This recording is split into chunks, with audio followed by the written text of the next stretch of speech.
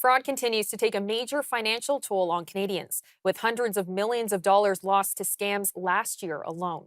And with March marking Fraud Prevention Month, experts are reminding people that awareness is one of the most powerful tools in stopping scammers. Criminals are becoming increasingly sophisticated, using everything from fake investment opportunities to online relationships to gain victims' trust and steal money. Experts say anyone can be targeted, and the tactics are constantly evolving. I'm now joined by Elizabeth Naumovski, the Vice President of Marketing at Caldwell Securities Limited, to discuss the most costly scams affecting Canadians right now. Elizabeth, thank you so much for the time. Hello, Theresa. So good to see you again. You as well. Now, Canadians lost $704 million to fraud in 2025, which is just a crazy number. What are the top frauds reported with the highest financial impacts to Canadians? So there's three of them. The top three are number one, investment scams, romance scams, and job fraud scams as well. The key too is so far through the years, everyone's been focusing on seniors and immigrants, but the number one people who are being scammed right now are the young people. Now, I want to talk about investment scams. What should we look for when it comes to that type of a scam? So, number one, if they are promising you high returns. So, it's illegal for anyone who's a financial planner, investment advisor, Mhm. anyone who works in the industry to promise any returns.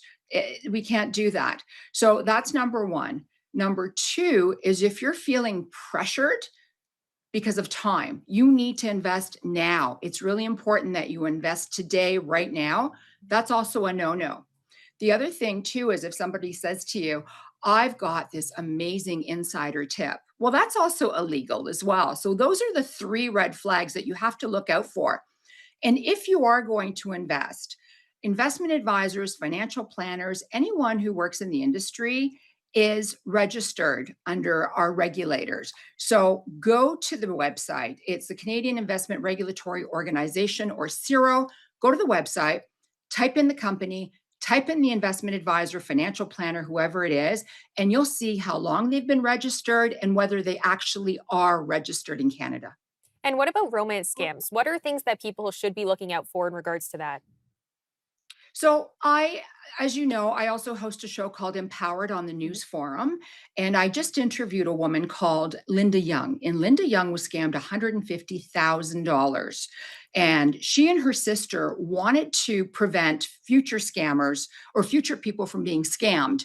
So they wrote this book called Her King, the Con. Mhm. And so one of the key things was she was very new to online dating. She was going through a divorce and she thought that she should be super, super honest with her profile. So, what she did was she was telling people that she was just going through a divorce. She talked about her two children. She talked about where she worked. So, basically, she gave a scammer, fraudster, a complete profile of who she was and what she was all about. Mhm. And what would you say to someone who thinks that this could never happen to me? Because there are a lot of people on social media that tend to put these victims down and are like, how would they fall for this? How could they believe that this is the case? But what would you say to people that are like, no, I wouldn't do that? Well, the key is, I mean, there are so many haters out there on social media that will comment and say, how could you be, how could you let yourself be scammed? I would never be able to be scammed. Bottom line is, anybody and everyone can be scammed. Mhm. It has nothing to do with how smart you are, it has nothing to do with your status. It has a lot to do with whether you're distracted. Because if you're distracted and multitasking so many different things, you can become a victim of fraud.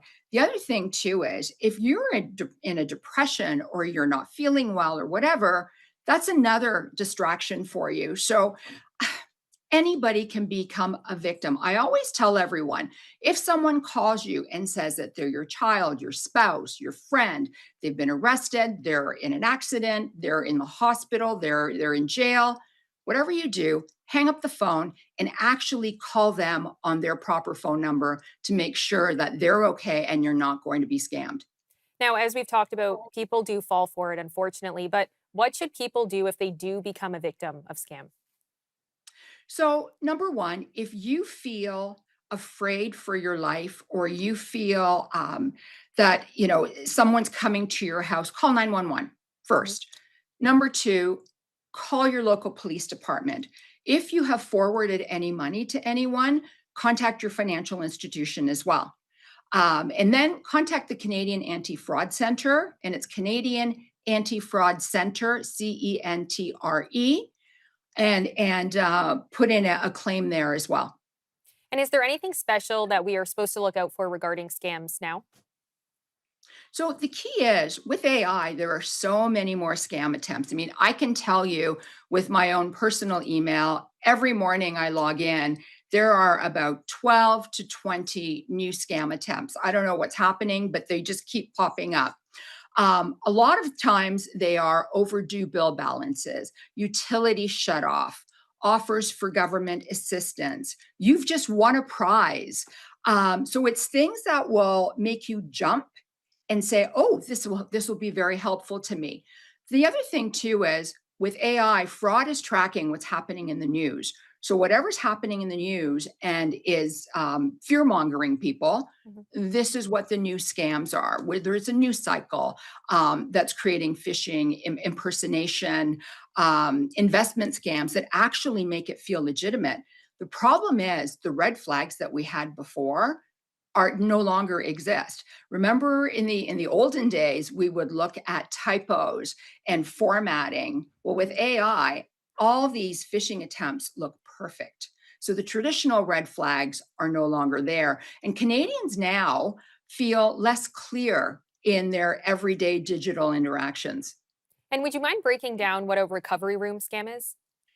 Yeah, this is really, really important because what happens is if you've been scammed once, they will attempt to scam you for the second time. Mhm. And they know that you're embarrassed, you feel badly, you don't know where to turn to. So they may contact you and say, "We know that you've been scammed. We can recover it back for you for a fee." Apparently, 65% of Canadians who've been scammed have been scammed more than once. Wow. So this is the key. There is no such thing as a recovery room. If you've been scammed, you've been scammed. You will probably never get that money back again. Um, the thing is, it's feelings, right? It's anger, it's embarrassment. And you basically, if you've given them a large amount of money, it's probably the only amount of money that you had, and you want to get it back and you're desperate. So do not ever go to a recovery room. Do not, if somebody contacts you and says, "I can absolutely get you your money back, but you need to pay a fee," don't pay the fee because you'll never get that fee back as well. Once the fee is paid, the scammer will disappear and they will probably also sell your information to another scammer. And what I wanted to say before I went, when you're looking at romance scams, everybody wants to be loved. And when Mhm. you're told that you're loved so many times over and over and over again, it's a dopamine hit. But you need to understand that the scammer that you think is your lover or somebody that you're in love with is actually probably about 12 people, maybe even more, because this is their job. It's their job to scam you, and it's your job to protect yourself. Well, Elizabeth, thank you so much for the time. As always, we appreciate it. Thank you so much, Teresa. Have a great day. You as well.